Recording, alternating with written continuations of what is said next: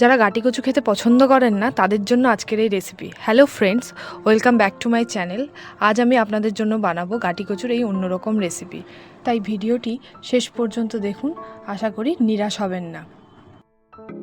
আমি এখানে গাটি কচু আর আলুর ছাল ছাড়িয়ে সেগুলোকে কেটে নিয়েছি। এবার একটা মিক্সিতে অল্প আদা, 3-4 কোয়া রসুন, 2টো কাঁচা লঙ্কা আর অল্প জিরে পেস্ট করে নেব। এবার একটা কড়াইতে অল্প তেল দেব। তেলটা গরম হওয়া অবধি অপেক্ষা করব। তেল গরম হয়ে গেছে। এরপর আগে থেকে ছাড়ানো চিংড়ি মাছ তেলে দিয়ে ভেজে নেব। এতে অল্প নুন আর হলুদও অ্যাড করব। মাছগুলো ভাজা হয়ে গেছে। এরপর মাছগুলো একে একে তুলে নেব।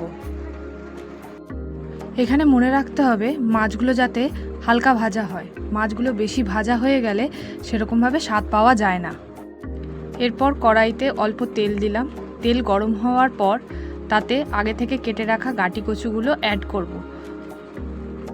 কচুগুলোকে অল্প নুন আর হলুদ দিয়ে ভেজে নেব। লাল লাল করে ভাজতে হবে যাতে তরকারি হড়হড় না করে। লাল লাল করে না ভাজলে বা ওটাকে ডিপ ফ্রাই না করলে তরকারি হড়হড় করে, আর এই হড়হড়ে ভাবের জন্যই অনেকে গাটি কচু খেতে পছন্দ করেন না। কচুগুলো এখানে ভাজা হয়ে গেছে, আমি এবার তুলে নেব। ওই কড়াইতেই অল্প তেলে আগে থেকে কেটে রাখা আলুগুলো নুন আর হলুদ দিয়ে ভেজে নেব। আলু তেলে দেওয়ার কিছুক্ষণ পর নুনটা দেব।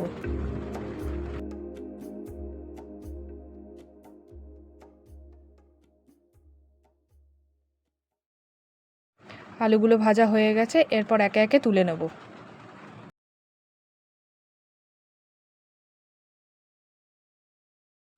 ওই কড়াইতেই একটা মাঝারি সাইজের পেঁয়াজ আর একটা কাঁচা লঙ্কা ভেজে নেব। পেঁয়াজগুলো ভাজার সাথে সাথে একটা পেস্ট বানিয়ে নেব। আগে থেকে বেটে রাখা মশলার মধ্যে 1 চা চামচ হলুদ, 1 চা চামচ লঙ্কার গুঁড়ো মিশিয়ে সেটা ওই ভেজে রাখা পেঁয়াজে অ্যাড করে কষতে থাকবো। এভাবেই কষতে থাকবো যতক্ষণ না মশলার তেল ওঠে। এতে 1 চামচ নুন অ্যাড করব।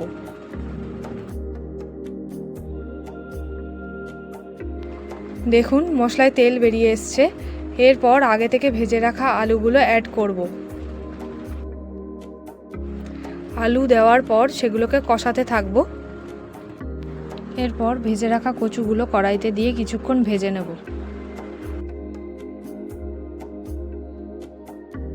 কচু আর আলু কিছুক্ষণ নাড়ানোর পর এরপর ভেজে রাখা চিংড়ি মাছগুলো দিয়ে কিছুক্ষণ নাড়াতে থাকবো। দেখুন এখানে কষানো হয়ে গেছে। এরপর জল অ্যাড করব। আমরা ঝোল কম খাই তাই জল কম দিয়েছি, আপনারা চাইলে বেশি জলও দিতে পারেন। সবজিগুলো সেদ্ধ হওয়া অবধি অপেক্ষা করব। এরপর সানরাইজ গরম মশলা আর সাথে 1 চামচ ঘি অ্যাড করব।